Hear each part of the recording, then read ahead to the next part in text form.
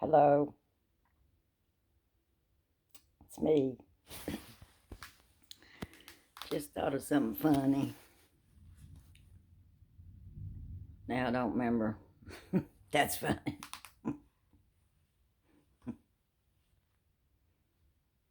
So I remember now. The year was 1972, 73. On my way to South Carolina from Rhode Island. Bought me a Volkswagen Beetle Bug. So I was going from Kentucky to South Carolina to watch my husband graduate drill instructor school at Paris Island, South Carolina. So my mommy was in the back seat of a Volkswagen Beetle Bug. If you don't know what that is, it's them little Volkswagen German cars with the humpback, and ain't got much room in it. And it's one of the old styles. And they had a little space and see the engines in the front. So in the back, it's like where the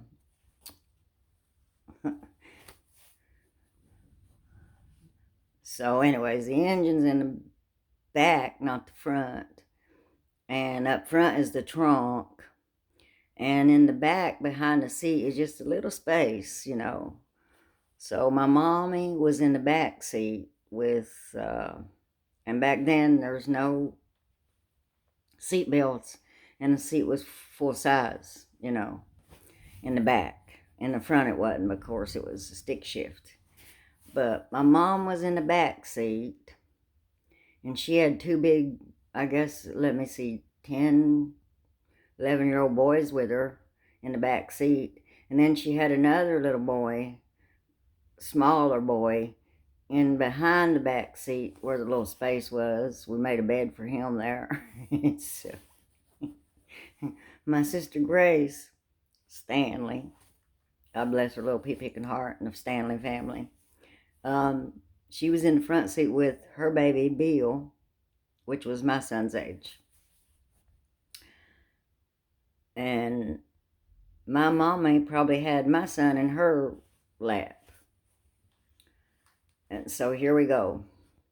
Well, we get almost to South Carolina, and we're running out of gas. And back in them days, there wasn't that many gas stations like it is today. Every time you turn around, there's a gas station on 81 or 95. We was going 95 south into South Carolina. So once we got to 95 south and we headed into South Carolina, we started running low on gas. And so here goes the old Volkswagen. Psst, put, put, boom, boom. Psst, put, boom, boom. So it's puttering on down the road, and Grace goes, "What's wrong with your car?" I look at my gas thing, and I'm going, "Oh my God, I forgot the gas hand don't work, so I don't know how much gas we got. I bet we're running out of gas the way it sounds." And she goes, "Oh my God, Sandy, what?" "I know, Grace, I know, Grace." I'm going, "I know, I'm sorry."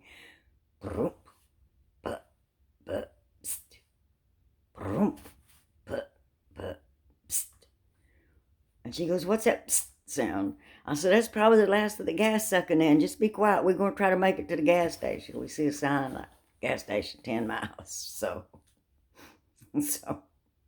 and back in them days, they would check your oil and your gas because some people, the gas, like my old car, the gas gauge didn't work. So they would stick things down in it to see how much gas you had. So we finally found the gas station maybe 10 miles down the road, and we're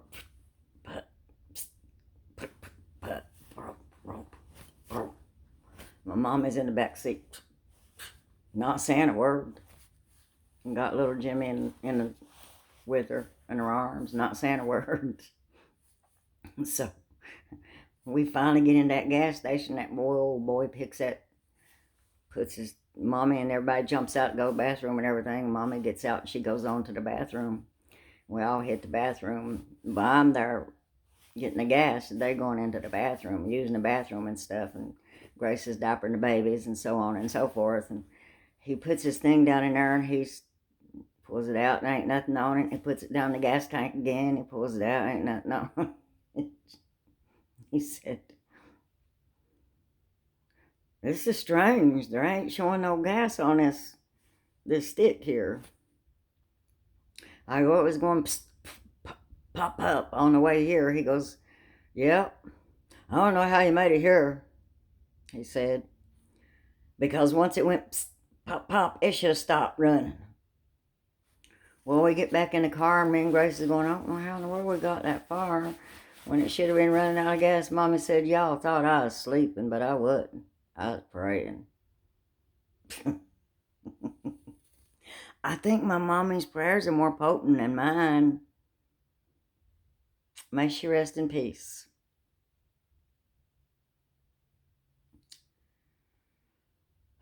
Well, I've been praying for this crazy world right now. And right now it's storming. We have no electricity, so my phone's going to die pretty soon. I thought somebody might enjoy that funny joke. And me and my old rinkety-dink run-down cars I rode around in all my life until recently. I finally got a pretty decent car. I was driving for Uber, so I got a brand new car to drive for Uber, and I finally paid it off. So it's paid for now. And I think I'll be able to log on this week and drive some more. So that's a good thing. Anyways, to y'all out there, when you get depressed a little bit, like I've been lately, just remember in your life some crazy little thing you done. And don't be afraid to laugh at yourself, because laughter is a good medicine. It makes you feel good when you're laughing. You know, exercise is good too. So get some exercise and make sure you laugh, because it's a depressing world out here with this COVID's going on and stuff. It's hard on y'all, and I feel for you. And I feel for the ladies working at Weiss grocery store. I wasn't logged on with Uber, but she wasn't off work, or I'd offer that woman a ride home. I wouldn't charge her anything. I just gave her a ride home because it's so freaking hot out, but she wasn't off work yet. And I wanted to go back out and drive her. My daughter had fit. It's storming really bad. She had to go down and take her Star Wars light down and her canopy down so it didn't blow off into the yard again. And so we're sitting here in the dark. I better just close this off now and turn my phone off, because we ain't got no way to charge it unless I went running out to my car and it'd like to just pick me up and blow me off somewhere else, because I don't weigh very much. And I have in my past been picked up and put in front of cars. And this area, they wouldn't care to hit you sometimes, you know, the way they drive. So I think I'm just going to stay home and pray for that lady. I hope somebody gave her a ride home. I mean, surely to the world, somebody working there could have gave that woman a ride home. I was hoping. So anyway, prayers to all the workers out there trying to get home and stuff, and working your butt off and paying more taxes than corrupt politicians do. God bless you. And I am praying and voting for y'all to get a raise in your minimum wages. It needs to go farther than this faster. It does. And we'll see.